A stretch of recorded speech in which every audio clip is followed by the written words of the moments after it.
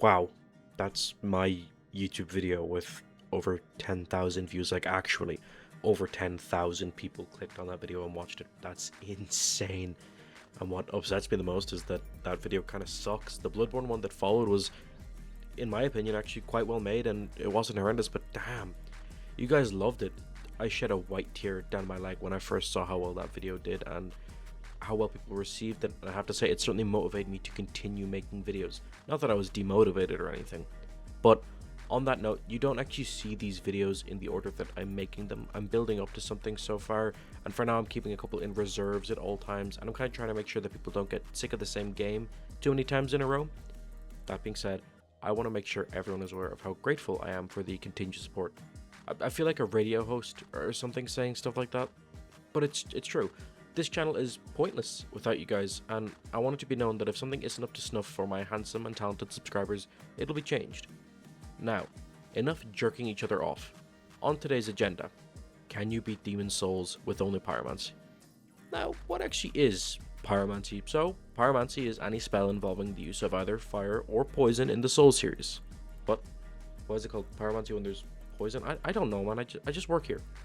But without further ado, let's go over the rules of this video. So, rule 1, obviously, is that I must defeat every enemy using only Pyromancies.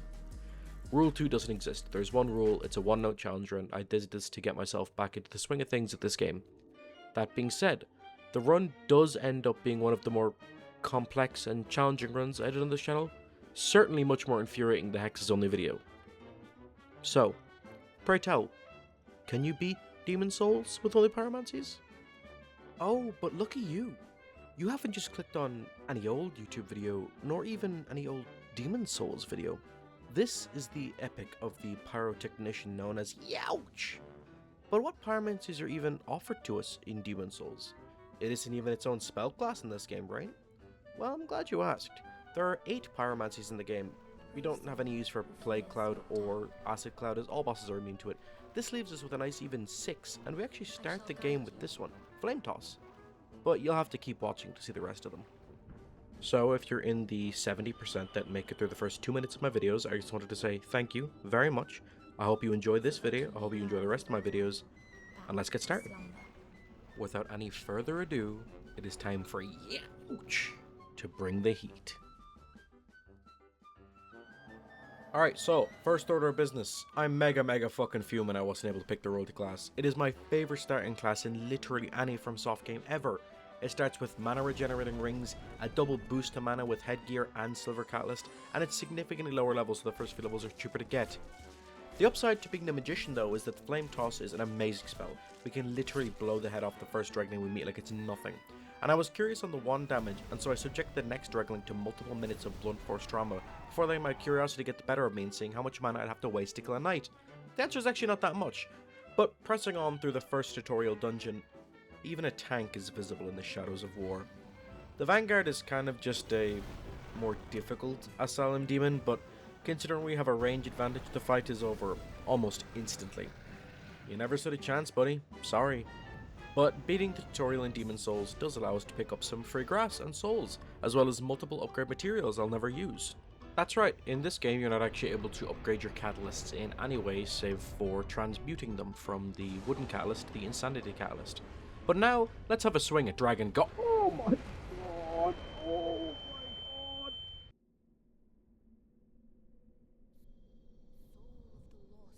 Soul of the lost withdrawn from its vest. Strength be granted, so the world might be mended. So the world might be mended. Oh my god, where am I? Who am I? This is the Nexus. It holds together the northern land of Boletaria. Awakening in Phalanx Shrine, the Firekeeper tells us our story and reminds us who we are and what we came to do. We are actually able to grab a Pyromancy right now if we didn't have one already from Sage Freak's Apprentice. He doesn't have his own name, it's just Sage Freak's Apprentice, lol. We can also access only one area, the Boletarian Palace. We can't level up, but we could, unbeknownst to me, have purchased mana regeneration items from the blacksmith. Now, in the Boletarian Palace we still one-shot literally everything, but there's an issue. Our mana is not infinite like the Chad royalty class and Spice. Spice is in short and expensive supply in Boletaria. I wanted to keep my distance from as many enemies as I could. unless I knew a shortcut was coming up, simply because it's a very scary thing to not be able to cast versus a boss. There were many times I even just let myself die after opening a shortcut just so that I could respawn with full mana. Up ahead, I decided to pop open the shortcut using our titanium wand, which is able to smash through several inches thick of metal. We are all too eager to get back to the shit show, and we do some hardcore to parkour to help out Otstarva. We start attacking the crowd of the lower class who have taken this opportunity to rise up and eat the rich during the apocalypse of Boletaria. Realizing I've gone the wrong route, and I actually want the rich boy to put his money where his mouth is, I give him a surprise prostate exam, helping him down into the lower levels of the Boletarian Palace. I kept all the outsiders outside, and I accidentally kept hitting Ostrava when his dumbass would run in the way of my attacks. Unfortunately, Ostrava's combat capabilities are what you would expect from a rich kid who grew up fencing all of his life. Watching what I can only assume is what a Little League game is like in the United States, I'm just more and more disappointed in Ostrava the more I watch. But he does give us the brass telescope.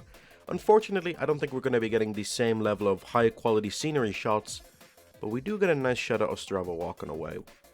Speaking of pent up balls, up ahead in the level, I make sure to release these ones all over the enemies up ahead, and then in a display of what I could only call awkwardness, plot armor, Elden Ring fall damage, and good old Dark Souls jank, I loudly proclaim, "They'll never take me alive!" before jumping.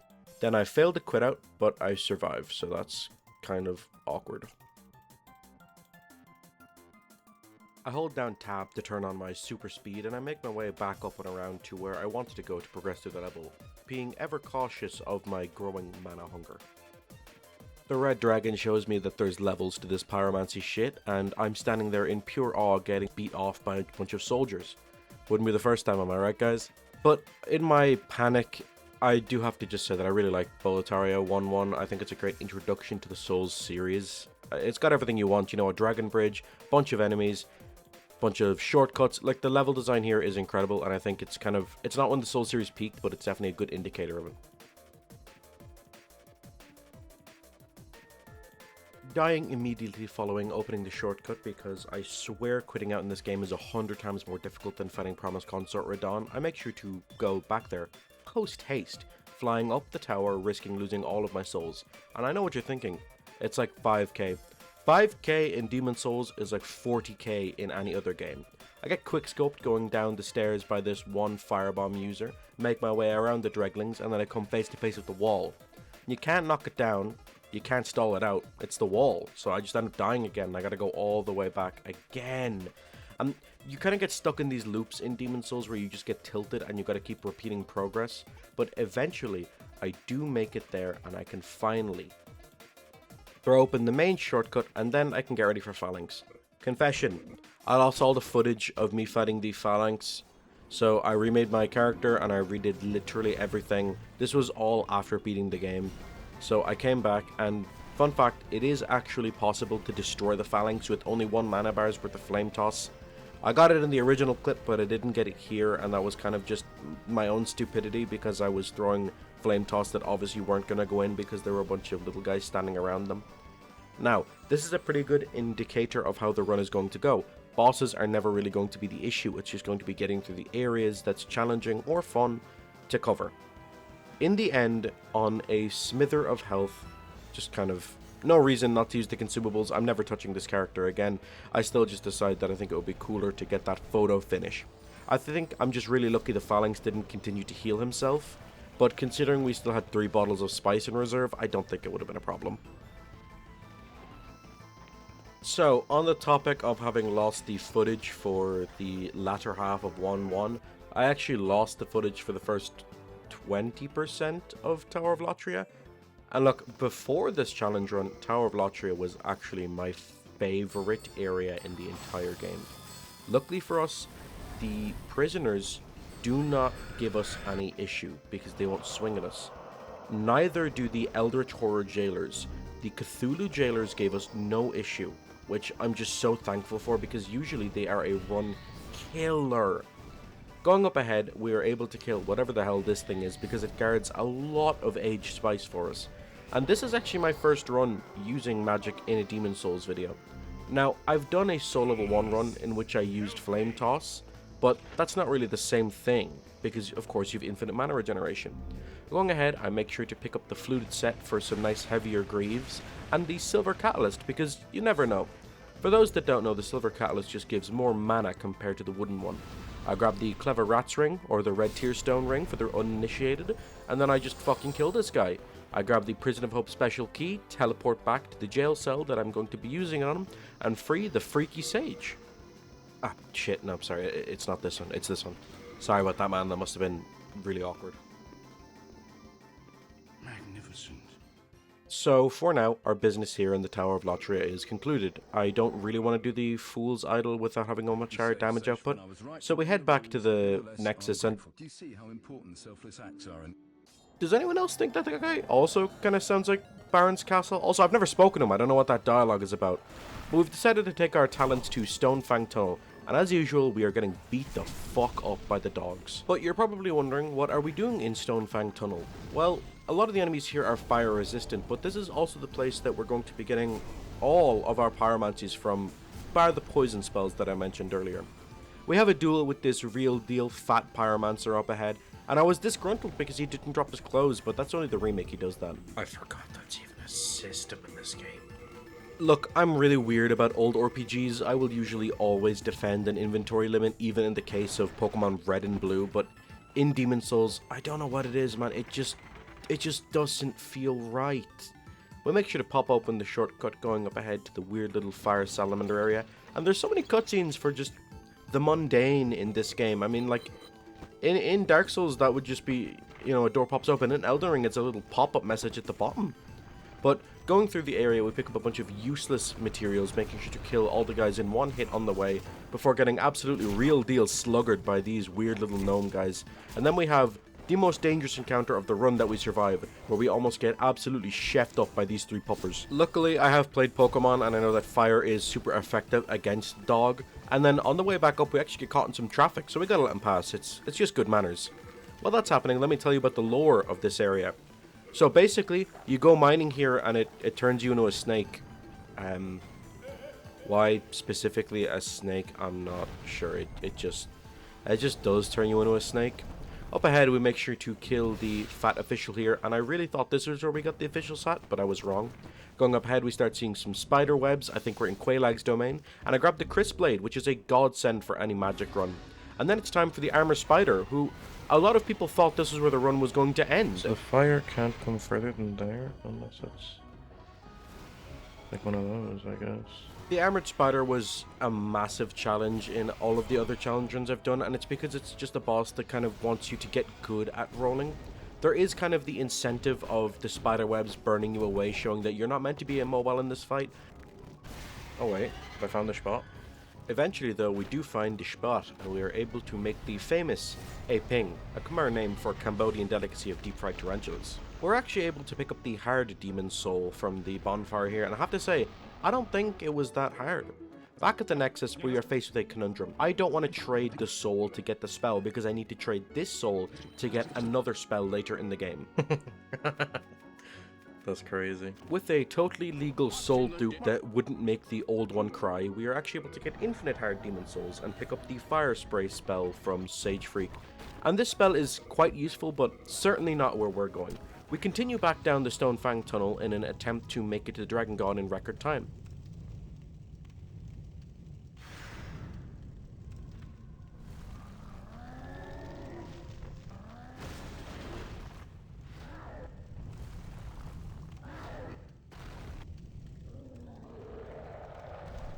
Now, I know what you're thinking. Are you stupid? The Flamelurker is infamously immune to fire damage. Look, on the wiki it said that Flame Toss deals magic and fire damage. But, you know what they say, you're not a challenge runner if you've not trusted and been lied to the wiki at least once before. We have to instead take our talents to the Valley of Defilement for the next piece of the puzzle. And if Pokemon taught me anything, it's that Dirty is also weak to fire. What's the damage? Enough to kill him? That's all I could ever ask for. No, that was in body form. Hey, the thing dropped like one tendency, bro.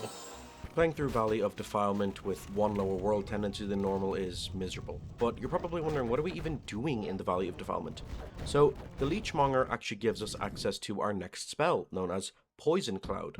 Now, most bosses in this game are actually immune to poison, but luckily for us, the Flamelurker is not. So he is going to be our primary target for that spell. And another thing I've just always found so weird about Demon Souls specifically is you can just find like upgraded weapons, like +1 Blessed Mace. Like in Dark Souls, sure, you'll find like a lightning spear, but it won't be plus anything. Oh, you don't take damage that I like. Before the Dark Knights ruled Lordran and the hearts of players all around the world, I think it was these gigantic goblin folk that were the scariest enemy in FromSoft games. The level of damage they can soak up is truly unreasonable, as well as genuinely just one-shotting you if they ever get too close. Thankfully, we're a ranged build and fire is their biggest weakness.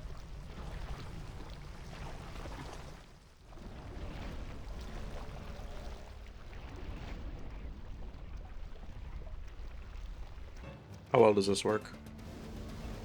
Honestly, not as well as I thought it would. The Leechmonger is another case of infinitely regenerating biomass in a Souls game, and if we know anything, is that it is just infinitely regenerating biofuel. How do you hold one?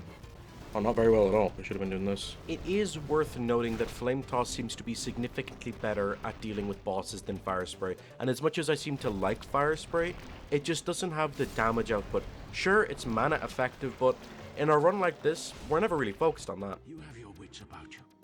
Somewhat. I mean, I'm trying to make a career out of YouTube, so not that well. Coming back to Sage Freak, after the defeat of the Leechmonger, we are able to get Poison Cloud. And let's just do a quick damage test against the Flamelurker. Fuck, I missed. Okay, wait, let me just... Okay, over here. And oh, fuck, he's chasing me. Fuck, he's aggroed on me. Fuck, I didn't have the thief ring. Okay, no, wait, this is a dead end. Fuck, fuck, fuck, fuck, fuck. Okay, wait, over the G-spot. Over. Okay. Oof. So, let's just do a quick Poison Cloud damage test, and...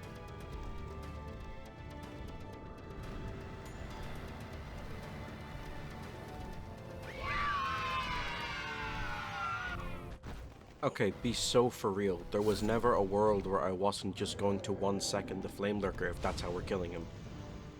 The original brutal challenge.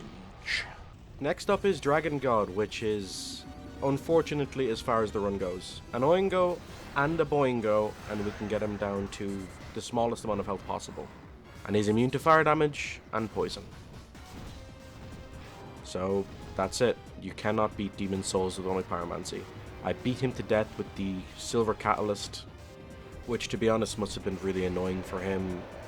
And then I decide, fuck it, I'm going to continue the run.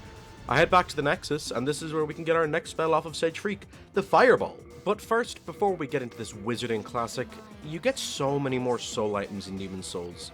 Like, I'm running around with so many hard souls, like Souls of a Knight or Souls of a Soldier, and I've been trying to min-max our build as much as possible just for a more interesting video. So, we have a soft cap for magic and attunement right now.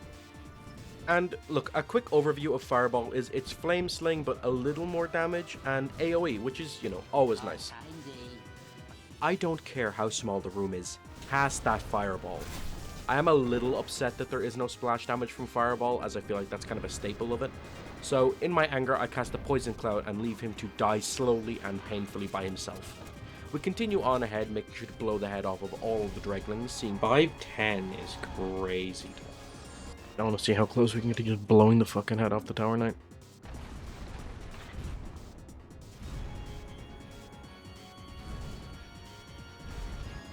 We're going to be going for the same strategy as the One Reborn, where I just kill everyone and then kill the boss. I think you're the last one. Alright, buddy, get me to red. Tearstone range. Hey look, at least he chose to die a hero rather than helping me defeat the Tower Knight. Unfortunately, his best efforts were in vain, as we can block using the Chris and get ourselves to red Tearstone range that way. Something I love about the rat rings in Demon Souls is that the clever rat faces forward while the dull rat faces backwards, showing you his butt, which I think is funny. With the Tower Knight dealt with, I press up ahead, using the brass telescope to try and line up a shot against the fat pyromancer up ahead, to varying degrees of success, and I do wonder what happens if you kill him here before the cutscene. Fuck out of my face. Bunch of random fucking soldiers. Do not disrespect me like this. I was clearly feeling myself as I explored through Boletarian Palace's third area, and Not for no reason. I mean, we're one-shotting literally everything here. And it kind of made me think, if you were a soldier back in the day and someone shot a fireball, you're just fucked. Going up ahead to these archers here, I absolutely eviscerate the one in the middle. And both of his comrades surrender, but a white flag doesn't mean anything around these parts. And then it's time for me to show off the damage the fireball can do against a shielding opponent. The red-eyed knight in here reacts firstly to the sound, and then secondly to me. He gets pushed back a little bit every single time we cast a fireball, which unluckily for him leads to his demise. The poor soldier in here behind him was just getting flashbanged the whole time. For my soul level 1 run of Demon Souls, I was actually just stuck here for so long, mainly because I was stubborn and didn't want to buy spice because I liked having a high soul counter walking around. But this run, oh, it's so much different. Everything dies in one hit, too, if they've got a shield up. And we can easily make our way through the area, exploring at leisure, picking up any item we want, killing whatever we want, and honestly just seeing all the sights for what they are. We even come face to face with the fat pyromancer, killing him with fire spray so as not to be in a vulnerable position and get one shot by him. This makes him drop the official's cap, which is the whole reason we came here. We can head back to just before the Tower Knight arena, going to not rescue the OP NPC who helps you against the penetrator. Sorry man, I just want to take this one myself. And then we get exposed by the fat pyromancer for being in a vulnerable position by not using fire spray. But he drops the bloody iron key, which is actually what we came here for. Going back to the tower, opening it with our official's cap, and speedrunning all the way to the top. Only if you're wearing the official's cap will the fat official lower the bridge to let you get up to Yuria, because he actually thinks that you're an ally. We turn on him almost immediately, killing him with fire spray, which honestly takes a lot longer than I thought it would, and I'm surprised he didn't use any melee attacks on me. And did you know, if you talk to Yuria with the hat still equipped, she thinks that you're one of them, so you have to unequip the hat to get her to move back to the Nexus. Yuria is actually where we get our next two spells, Ignite, which is just Combustion, and Firestorm, which is... it's Firestorm. I cannot wait to melt the face off of a couple of bosses with that. Ignite seems to have a much bigger hitbox in this game than any of the other games. Ooh, flick out is so cool in this game. Damage check. 478. 284. 481. It is double the damage. But as any makeup company will tell you, there is no point in having a test subject unless it is live.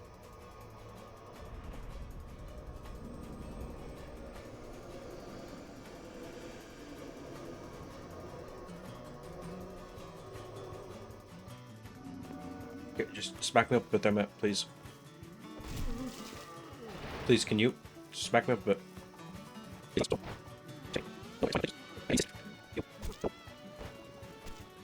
Okay, nice. Yeah, one more. Hold on, one more. Maybe two more. Look, I'm not stupid. I know what Firestorm does to these bosses. I'm just really excited to see it for myself, you know? Perfect.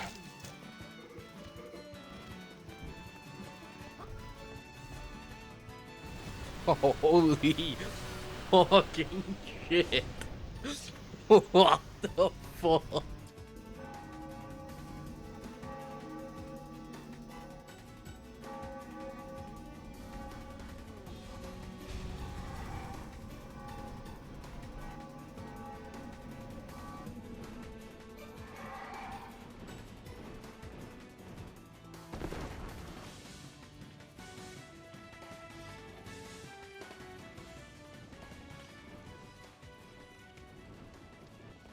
Coming up with a script for the Tower of Latria was very, very difficult. We kill everything here in a single ignite in this world tendency, so the little servant guys are really easy to kill, and we can get the Brain of Mencius to drop in no time at all.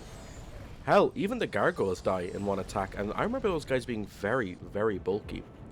We can't actually hit the Gloomstalker Knight through his cage, so we do have to let Yurt out. But what size shoes you wear? Dickhead!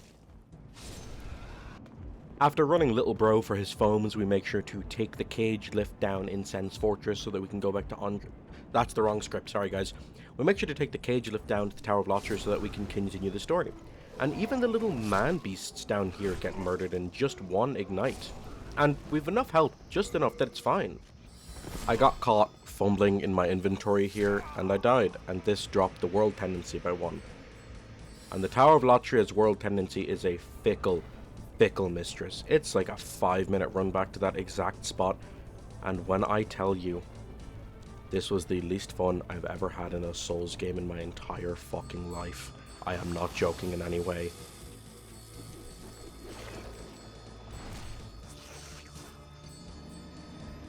Wow. Wow. That was cool. However, within my madness, I do begin to see glimpses of her love. Is that the Drake sword? Wait. It kind of is. You know what? I'm detilted.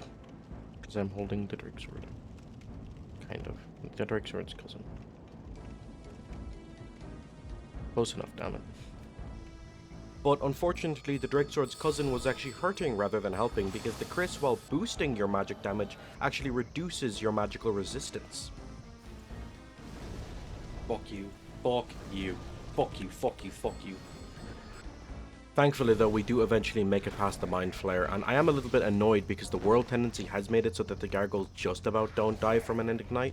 So while I'm waiting here, instead of tossing a flame toss like a normal person, I just wait for them to come to me, and then my brain turns off, and in what I can only describe as pure idiocy, I fucking fall and I die, and I've got to go back and I gotta do the whole thing again! I fucking hate the Tower of Latria. I could feel it. I was going completely insane. It was to the point where I'd lost all honor. I was sneak attacking the Mind Flare, waiting for him to turn his back on me so I could get a few easy licks in. I was no longer a warrior or a proud magician. I was just Youch. That death hurt so much more than it looked like because I just got fucked by the orangey of Firestorm. But eventually we do finally make it back. I'm actually gonna do it. I'm actually gonna do it. I'm actually gonna do it. Taking off from the Archstone, I remember earlier when I thought that the jailers won't cause me any inconvenience. And I'm sure I could do this in one try now if I had to get up and go and do it. It was just something about the day. Hey, yo, what do you mean weapon armor, bro? What the fuck? He, like, destroyed my durability. This fucking area. I have no idea how good killing this fucker's gonna feel.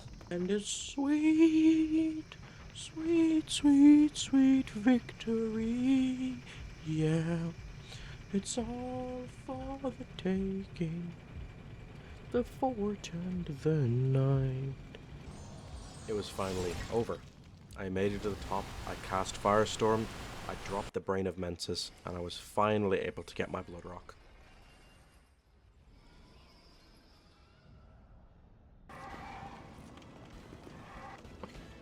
I actually feel like I'm gonna cry. It's over. It's finally over. Get fucked. Die. Die. That didn't look like 7,902 damage to me. Just gonna be honest.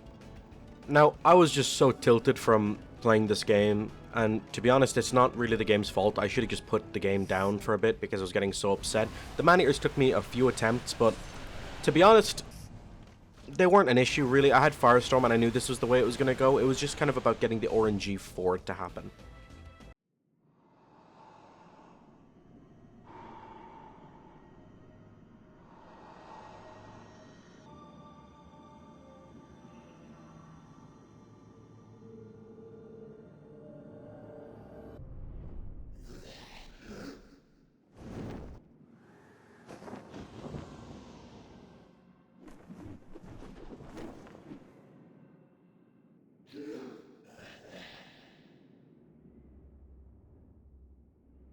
If I ask you to guess the most difficult boss that I've ever had to do on this channel, I could give you every boss guess in the world. You would never guess the Old Monk.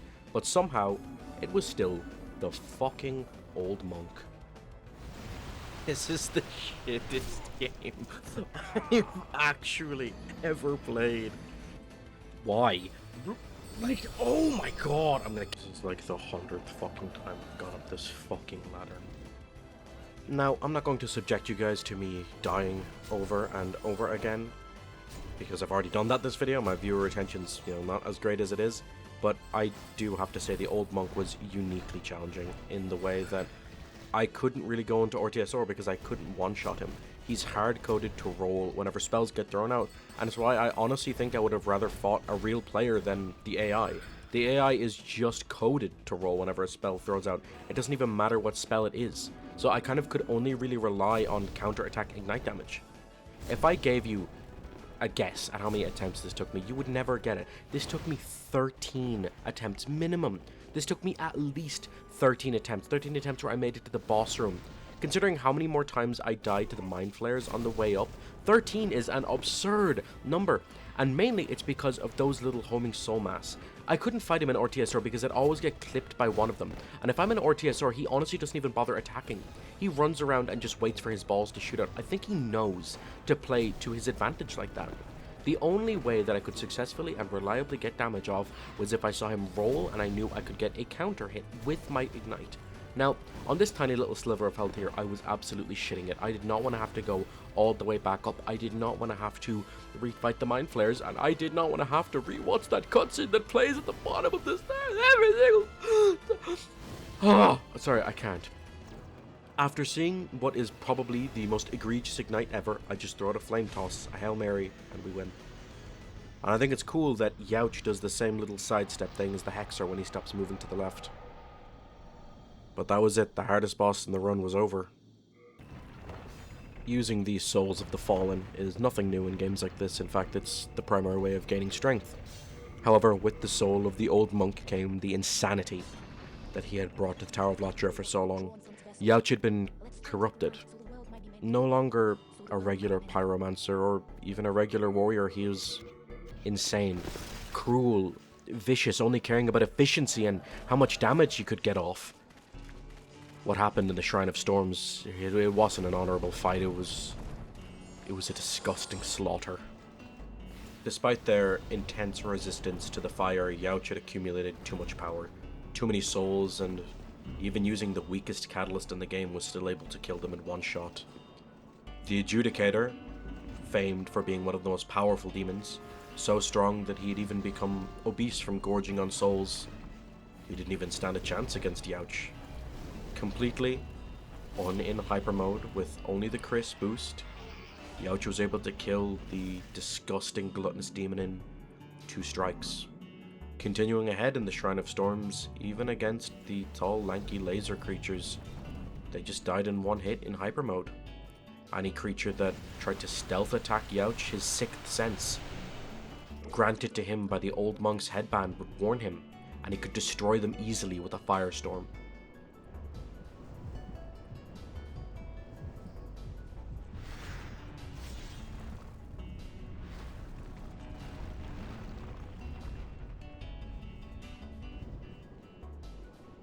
After the incident regarding the old monk, the elderly were at the top of Youch's to kill list.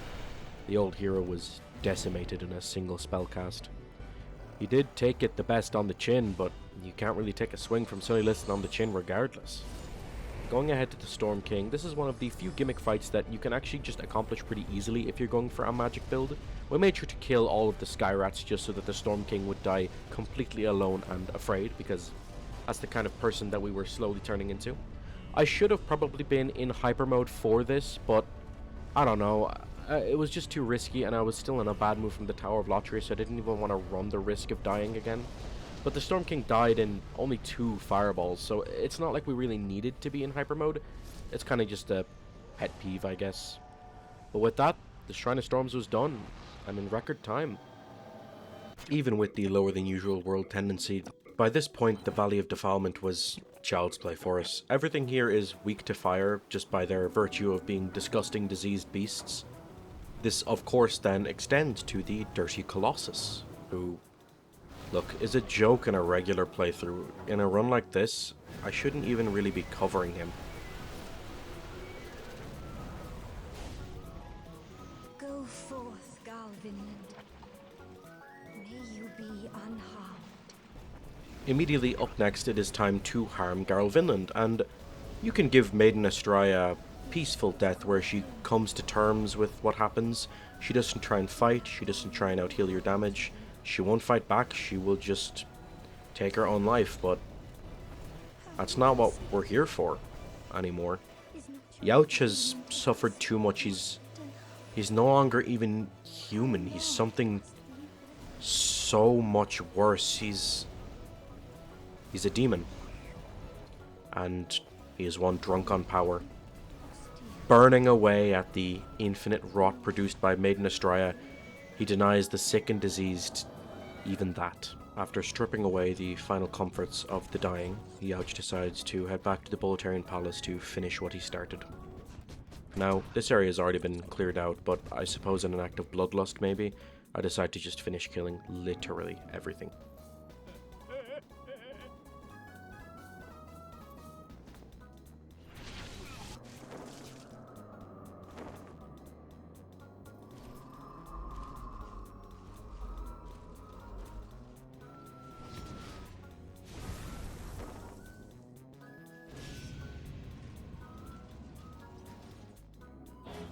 Penetrator is absolutely the coolest boss in all of Demon Souls, but unfortunately for him, as cool as ice, ice melts all the same. The Penetrator falls, and we can continue on to the penultimate area of the challenge. I actually do get quite surprised here by these goons up on top of this, as they're the first ones to even scare me at all. I managed to kill the Penetrator immediately with a fireball, and then the Tower Knight actually does sneak up on me, and I even get clipped by my own spell, which I just wasn't expecting at all. In my revenge though, I do kill her, dealing 1,000 damage with the fireball, before eventually falling and having my armor broken while I was dead. This drove me insane, so I decided to make an example of the disgusting Tower Knight. I switched between my catalysts, testing my damage just to see which one was stronger, and now, with a broken wooden catalyst, the Insanity Catalyst was actually stronger, but in all of my testing, I didn't even feel like I was getting any sort of a damage increase from the Insanity Catalyst. It was so bizarre. There was nothing else for us really in the final area of the game. We got to see a cool dragon, kill some pyromancers. We were even able to take Ostrava down as revenge for what he did at the start of the playthrough. But the final chapter has been writ.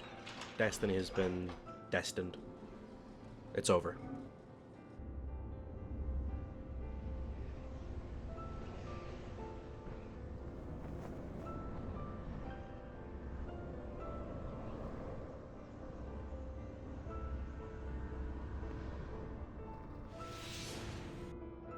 Despite being easily the strongest boss in the game, and a boss that by today's standards is still a challenge with an interesting move pool and many things to consider when you're fighting him, Old King Allant is truly no match for Firestorm. Dealing 13,500 damage, we put the deranged Old King to bed. But not the great evil that lies within the kingdom. For there is no need to destroy a system that we have learned to benefit from, and that we will continue to benefit from. Back at the Nexus, we show one final display of power to the disgusting, weak, soulless humans that dared to go against us in any way during our journey. And we can then take our final steps under the Nexus. Okay, but now, while the final cutscene plays, I'm going to go over the tier list. Firestorm, S+ tier, can one-shot every boss in the game. Plague Cloud is S+ tier because of what it can be against regular mobs and in PvP. Flame Slaying is actually going into the A tier, highest, because it's free if you click Magician or 500 souls at the start of the game. Combustion just goes after it because it's double the damage and it's pretty easy to get. Fireball then goes under because it costs the Dragon God's soul and it's just not that useful. Poison Cloud lets us finish the run, so that's going into the A tier. Flame Spray is B tier because it just doesn't really have enough of a niche. And then Acid Cloud is the worst spell in the game for this because its only purpose is just being an asshole in PvP.